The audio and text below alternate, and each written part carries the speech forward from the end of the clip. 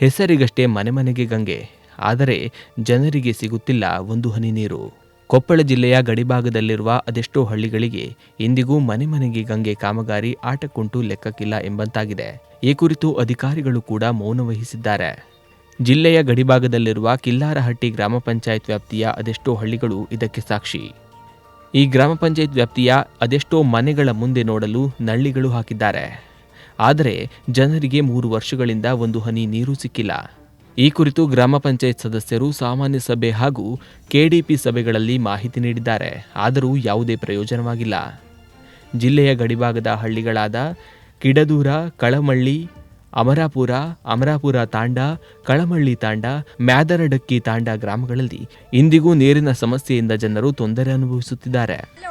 JJM ನೀರಮ್ಮ ಅಲ್ರಿ, JJM ನೀರು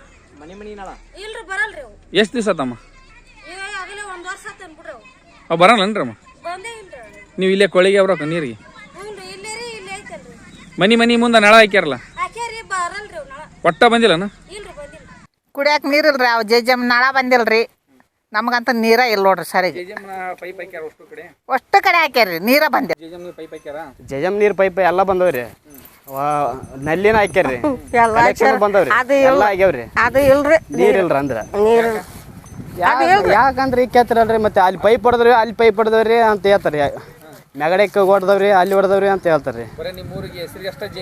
ಅಷ್ಟೇ ರೀ, ಇಲ್ರಿ ಬಂದಿಲ್ರಿ. ಈ ಕಡೆ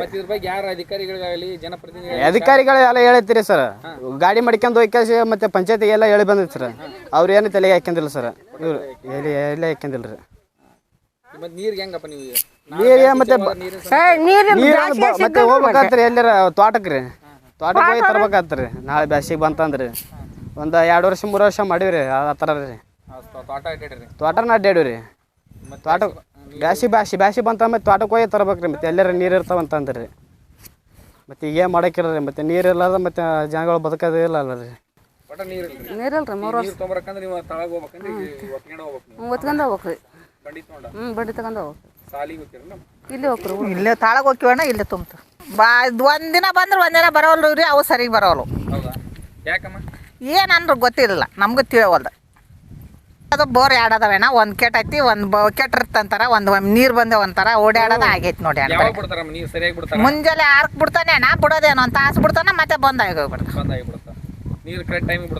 ಕರೆಂಟ್ ಬರಗಲ್ಲ ನಾವು ಪಂಚಾಯತ್ರಿಗೆ ಹೇಳಿ ಸಾಕಾಗೈತೆ ಅಣ್ಣ. ಪೈಪ್ ಲೈನ್ ಆಗೈತ್ರಿ, ಸರಿಗೆ ಆಗಿಲ್ರಿ ಪೈಪ್ ಲೈನ್. ನೀರು ಸಪ್ಲೈ ಕೊಡವಲ್ರಿ. ಎಷ್ಟು ವರ್ಷ ಆಯ್ತು ಆಗಿ? ಈಗ ಒಂದು 2 ವರ್ಷ ಐತೆ. 4 ವರ್ಷ ಇದ್ದಿದ್ದನ್ನು ಚಾಲು ಆಗೈತ್ರಿ. ಒಂದು ದಿವಸ ಸರಿಗೆ ನೀರು ಕುಡಿದಿಲ್ಲ, ನೀರು ಇಲ್ಲ. ಯಾಕ್ರಿ, ಏನು ಪ್ರಾಬ್ಲಮ್ ಅನ್ನೋಕ್ಕೇನ್ರಿ, ಟ್ಯಾಂಕಿಗೆ ನೀರು ಸಪ್ಲೈ ಮಾಡೋಲ್ಲ. ಸರ್ ತಮ್ಮ ಹೆಸರು? ಸರ್ ಭೀಮಣ್ಣ ಅಂತೇಳಿ, ಭೀಮಣ್ಣ ದುರ್ಗಪ್ಪ, ಬೇವಿನಾಡು. ಗ್ರಾಮ ಪಂಚಾಯತ್ ಸರ್. ನಾ ಗ್ರಾಮ ಪಂಚಾಯತ್ ಸದಸ್ಯರು. ಇಲ್ಲೇ ನಿಮ್ಮ ಊರಾಗ ನೀರಿನ ಸಮಸ್ಯೆ ಜೆಜೆಎಂ ಪೈಪ್ಲೈನ್ ಮಾಡಿದಾರಂತ, ಒಂದು ಹನಿ ನೀರು ಬಂದಿಲ್ಲ ಅಂತ ಗ್ರಾಮಸ್ಥರು ಆರೋಪ ಮಾಡ್ತಾರೆ. ಹೌದು ಸರ್, ಅದು ಸತ್ಯನೇ ಐತಿ. ಯಾಕೆ ಈ 3 ವರ್ಷ ಆಯ್ತು ಸರ್ ಈಗ ಆಗ್ಯದ.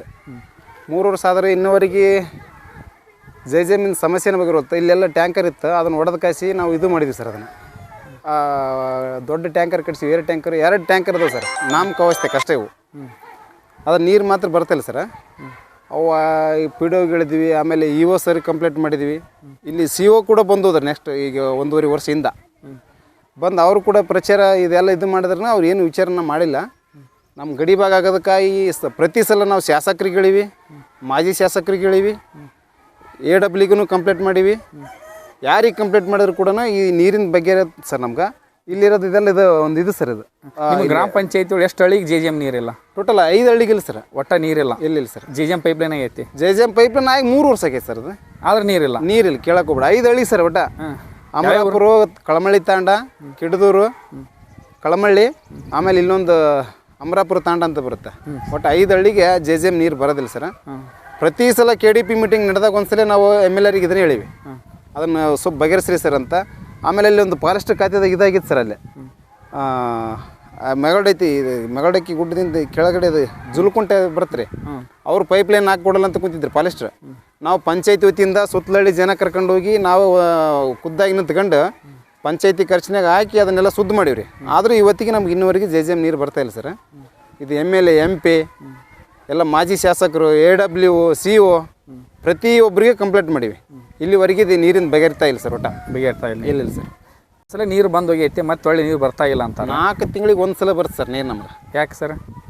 ನಮ್ಗೆ ಅದು ಏನು ಸಮಸ್ಯೆ ಐತಿ ಗೊತ್ತಿಲ್ಲ ರೀ. ಯಾರು ಕೇಳಿದ್ರೆ ಅಲ್ಲೇ ಒಬ್ಬನು L&T ವಾಟರ್ಮನ್ ಅದನ್ ರೀ, ಅವ್ನಿಗೆ ಫೋನ್ ಹಚ್ಚಿದ್ರೆ ಅವ್ನು ಅಣ್ಣ ಇಲ್ಲಿ ಜುಲ್ಕುಂಟೆ ಪೈಪ್ ಹೊಡೆದೈತಿ ಅಣ್ಣ, ಒಂದಿನ ತಾಂಡದಾಗ ಹೊಡೆದೈತಿ. ಪ್ರತಿ ಸಲ ಇದೇ ಕಂಪ್ಲೇಂಟ್.